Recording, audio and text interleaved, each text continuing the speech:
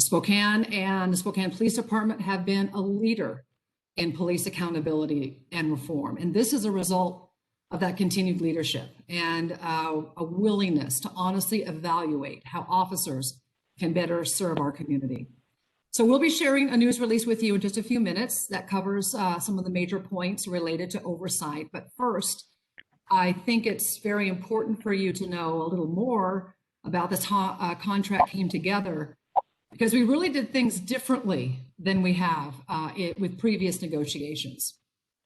I was personally involved to come to the table this past summer at the invitation of the Police Guild. And Council President Beggs also joined me at the table for several conversations. And I cannot overstate how important that was in moving us forward from the disappointment that we all felt when we had to return to the table this past summer after getting so close. But I'll say that that disappointment, as painful as it was, really gave us an opportunity to hear each other out and to really listen to one another. And those conversations were not easy. They were difficult at times. They were raw, they were hard, and they were honest, but we all learned a little more about each other. So I can't give enough credit to the Spokane Police Guild for being open to trying something new and for being willing to sit down and have those tough discussions. It was exactly what we needed, and to their credit, they knew it. So my personal thanks and sincere appreciation go to Chris Honaker, John Griffin, and the other members of the Guild negotiations team. I also, to Council President Beggs and to the City Council for trusting me and for trusting our relationship enough to be at the table every time we asked them to be there, which was a lot. So just a couple of quick contract details before I turn things over to Chris, who's up next for his comments. This contract is for 5 years. It is retroactive to 2017 and runs through the end of this calendar year. So you'll notice the length is a year longer than what was proposed last summer. Total cost of compensation, that includes salary and benefits, is equal to 3.5% for each of the 5 years of the contract. Total cost of the contract estimated to be $9.5 million and will be paid for out of both the 2021 operating budget that was approved by the City Council in December and also general fund unappropriated reserves. The amount coming from those reserves is for the retroactive pay for the years 2017 through 2019. This contract now goes simultaneously to the Guild membership and also to the City Council for consideration and for separate votes. And we expect both processes to wrap up in a month. So now I'm going to turn things over to Chris Honaker with the Spokane Police Guild. Chris?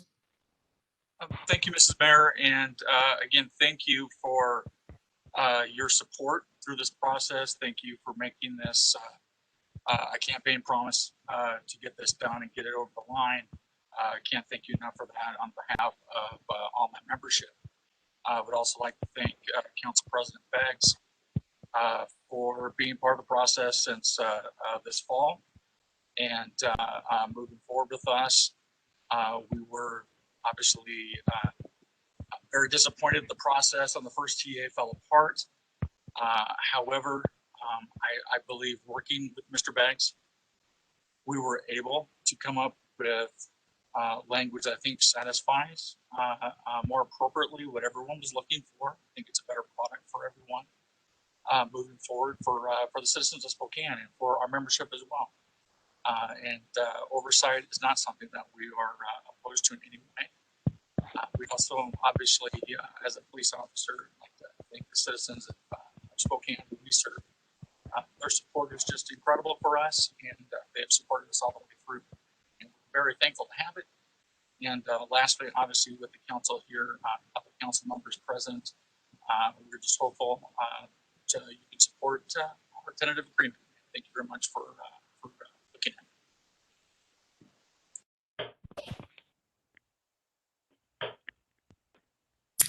And now, Council President Beggs, would you like to talk? I would, and thank you, Mayor, for your leadership in this whole process. and also the members of the Guild, the leadership, and Chief Meidel and his team. As the mayor mentioned, we spent several hours, several times, just in deep conversation. And I don't think we can overestimate how important that was. We each had our truths that we brought, and the nature of the conversation is we didn't ask each other to abandon our truths, but just to figure out how to meld them together and bring people together. And it has been too long. It was 14 years ago approximately that the mayor and the community proposed an ombuds as a lighter touch than a civilian review board, but hopefully more effective. And then about 8 years ago today, this week, What's up, one? the You called me. voters, I'm listening to something. You said you. 8 years ago this week, the voters approved Proposition 1 with some charter requirements that would insist on independent closing reports and independent investigations. And this agreement gets us there now, in my opinion. And then the Guild has gone 4 years without an updated contract and not gotten the pay in real time that they would be entitled to just with inflation adjustments. So all these years, all these parties, been too long, and I believe we are getting there. And we didn't just get independent investigations and closing reports. We got much more, way more access to information, the ability for the OPAO to be more effective, to cover any investigations, and just put in a lot of good language that I think supports everyone. And I'm going to take this as a portent for the future, of future collaboration on finding win-win together instead of through other people and not speaking face to face. So thanks to everyone. And I'll turn it over to, I believe, the chief now. Thank you so much. Excellent. Thank you very much, Council President. Thank you, Madam Mayor, as well. So we're all very happy this process is almost concluded, and we're looking forward to moving onward with more certainty and clarity as well. The men and women of our department have worked for a long time without a contract, and throughout, I am very proud of their professionalism and the commitment to the community that they've shown throughout these negotiations as well. Our department does not shy away from any feedback, analysis, or evaluation by third parties. And we have a track record for continuously inviting outside entities to examine our practices and policies to help us grow and continue to evolve with best practices. We believe that we are well positioned to be a law enforcement leader based on our efforts to constantly progress and improve over the past decade. And we think the contract and the language that is included in the contract only solidifies our position as well. Thank you.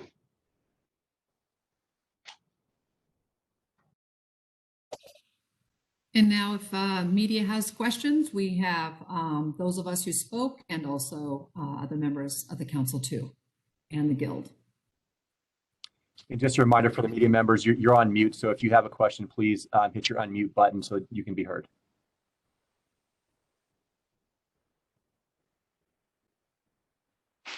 Hey, this is Adam with the Spokesman Review. I'm not sure who this is for, but has the Ombudsman had the opportunity to weigh in on this contract? Mayor, do you want to take that one? Yes, he has, and so have several members of the Ombudsman Police Commission. And that was very important to this process. We had a good conversation with them, and that was the final part of the process that we wanted to make sure happened before this contract was TA'd and would go to membership and then to council. Council President or any members of the council have anything to add to that?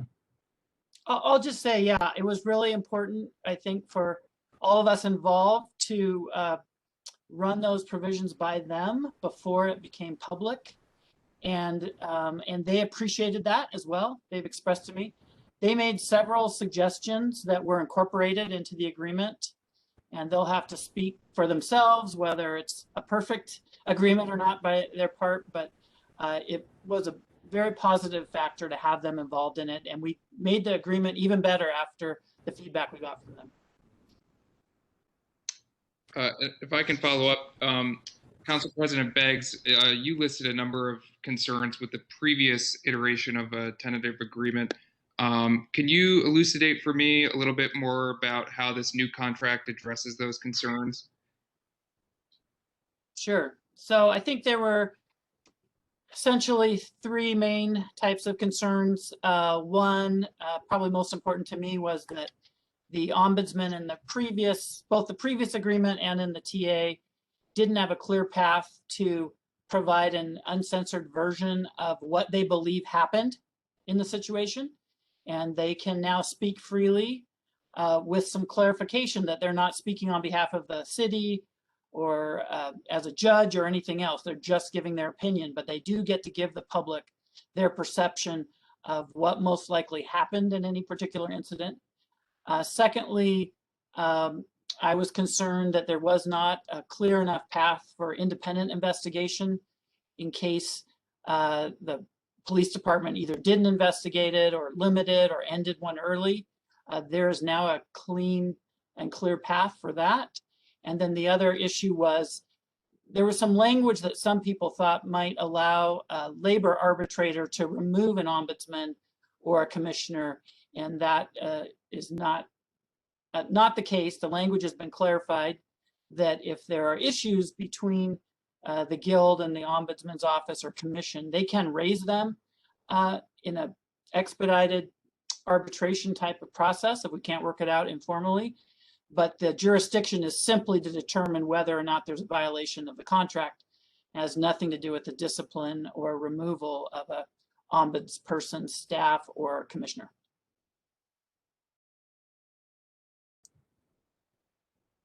John or Chris, anything you wanted to add to those comments? Okay. Any other councilman? I'm trying to keep an eye on everybody's screens to make sure I'm not missing anybody. I think I saw Emily that you'd gone off mute. Did you have a question that you wanted to ask?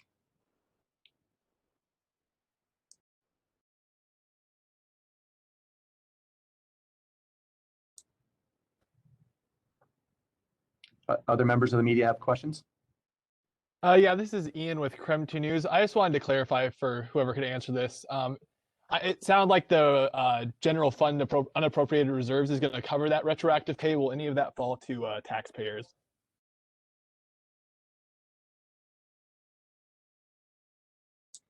Councilmember Rowan? Sure. We anticipated that we would be needing to pay the back pay. And so we've been accruing those reserves over the last several years. So there is enough money to pay now and no anticipation of needing any more taxes. The community has already sort of pre-funded this.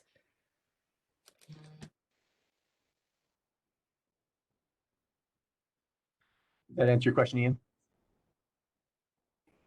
Yeah, and then just one more question, if I could, for whoever can answer it. So it sounds like this contract only goes to the end of this year. So does that mean you're going to have to go back to the negotiating table at the end of the calendar year or earlier next year? Mayor, you want to take that one? That was really important to, I think, all of us, was to add a 5th year so that we could have some breathing room between now and the next time we begin negotiating. And that begins before next year. Typically, that's several months out. And I should add too, that when it comes to the budget, that the funds for that 5th year were already approved in 2020 for 2021. So yeah, but it was nice to be able to take a little breather before we go at it again. Chris, your thoughts on that? Anything you want to add?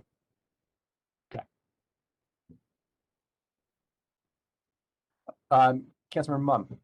Yeah, I just wanted to make a comment on that because I've been through this process before from previous councils on these kinds of negotiations. And I just really look forward to voting on this TA on March 1st, hopefully.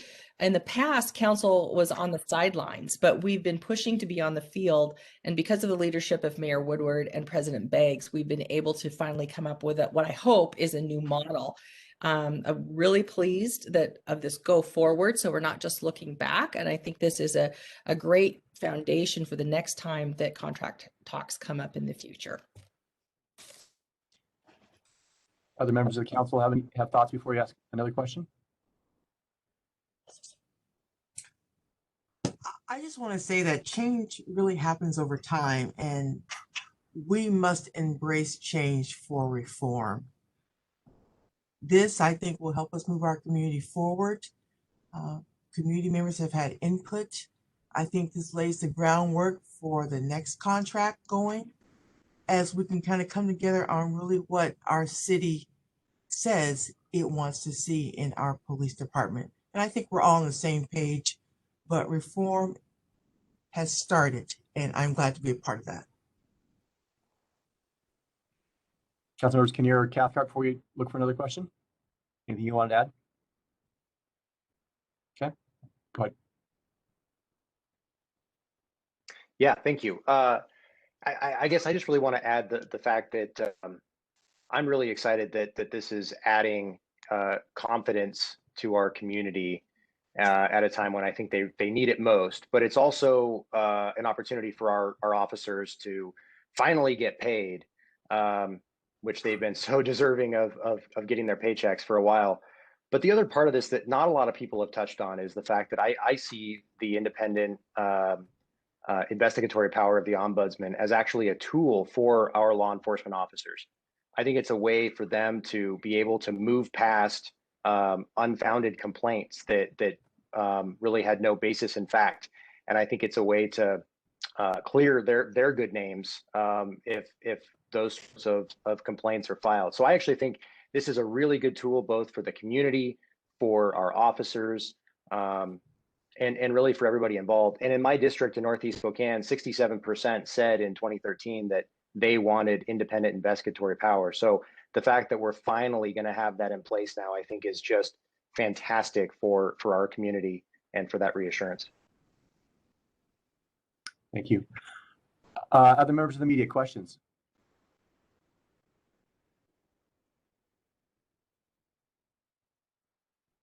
I have some more questions, but I'll let other folks go first.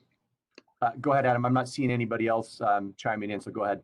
Okay. I think this one's for Chris. I just wanted to ask, it looks like the new contract, or sounds like the new contract has a little bit more of a substantial raise for officers than the previous iteration did last year. Correct me if I'm wrong. But I'm wondering if you could speak to the morale of the officers working without a contract these last few years and what this pay raise might mean for them. Well, I think it's been a difficult time for our members to go without a contract. Obviously, our members did not benefit the way a lot of people did when the economy was doing very well here a couple of years ago. They weren't part of that. This contract doesn't necessarily make up for those earnings that they would have made had they invested and done things like that. And we understand that. There were other things at play here. Right now is a difficult time to be a police officer with all the things happening nationally. I am proud to be part of the Spokane Police Department, where I think we are looking through Chief Meidel's leadership and others, where we want to be on the forefront of change and looking to do things the right way. But of course, things that happen nationally affect us and affect our members in the way that they're perceived by their friends and their family and their fellow churchgoers, etc. So this has been a really difficult time. This is an unprecedented long time to go without a contract. For us, it's never been this long. I'm not gonna sugarcoat it. We have members that are upset. Obviously, it's been a long time. But this is fair. We are at the end. We are thankful for cooperation from the mayor, from the council president, and look to hope to see a positive vote from the council. And we will move forward. I am proud, so proud of the people that I represent, how hard they work in the light of all these things. They still show up every day. Pandemic, doesn't matter. They show up. They really do hard work.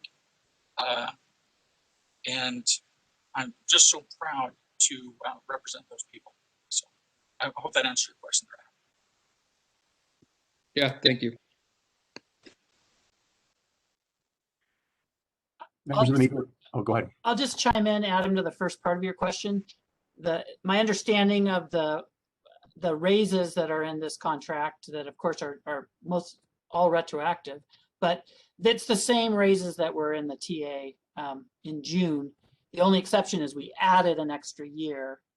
And for those who are reading or listening, we come up with those raises based on comparison with other cities of similar size and economy. And so both sides know what those raises have been, and then we look at cost of living. And so it made a lot of sense for us to sit down and agree on these numbers, because we could have spent more time and asked an arbitrator to pick the numbers.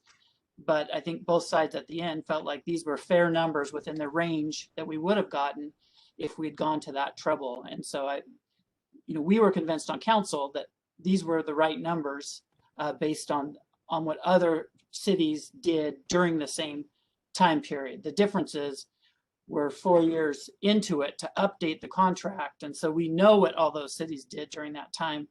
So in some ways it was easier, but that makes it, as President Honaker mentioned, no less painful, knowing you're going to get a raise, but not having it, even though the rest of the contract stayed in place. Thank you, Council President. And the other thing I would add to that, Adam, is that for this current year, it's within the budgeted amount that the council deliberated on during its budget discussions and approved at the end of the 2020 calendar year for the 2021 calendar year. So for this year, that was part of the deliberation that they went through over the last few months of the 2020 year. Members of the media, reminder, you're on mute. So if you have a question, please unmute yourself and ask it. Otherwise, we'll wrap up.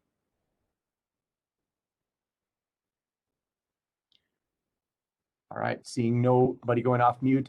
Council members, any final thoughts that any of you wanted to offer? Mr. Cathcart.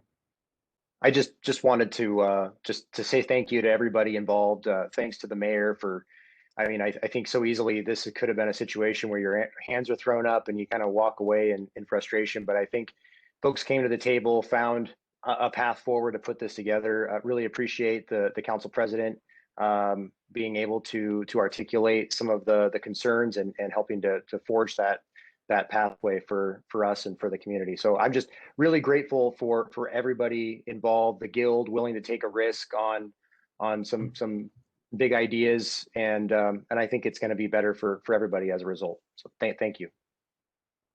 Councilmember Mumm. Yeah, I just want to also thank the families of our officers, the husbands, wives, partners, and children, and parents. They put their lives on the line every day. They've been through a lot with the pandemic and what happened in 2020. And, it affects them financially directly.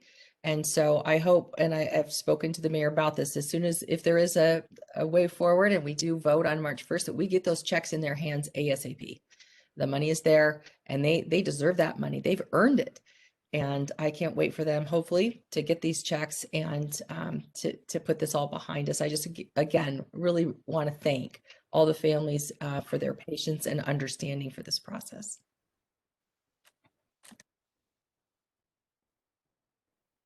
Mr. Honaker, Ms. Griffin, anything else you wanted to add? Council President, anything you wanted to add? Just the same. I wanted to thank the guild leadership who's here today and the ones that were participated, because it was a truly transformative conversation, I felt, for me, and I hope for them. And it's a note to the future. And again, just special thanks to the mayor for trying something different, and good job. It really worked. Mayor, final thoughts before we wrap up? Yeah, I think what we're celebrating today is the result of what happens when you do get to the table face to face and in person, outside of what we're experiencing right now. That dynamic changes everything, and it allows you to listen better and learn more and not just speak. And I've said all along, listening is an underutilized skill in leadership and in many walks of life. And when you speak, you repeat what you know, but when you listen, you learn something. And we all listened to each other during this process. So I just want to thank everyone. And I'm so glad to be in this place today. Thanks, everybody. That concludes our news conference for today. Members of the media, that release should be coming to your inbox in the next minute or two. So look for it there. I appreciate everybody's time today. Have a good weekend.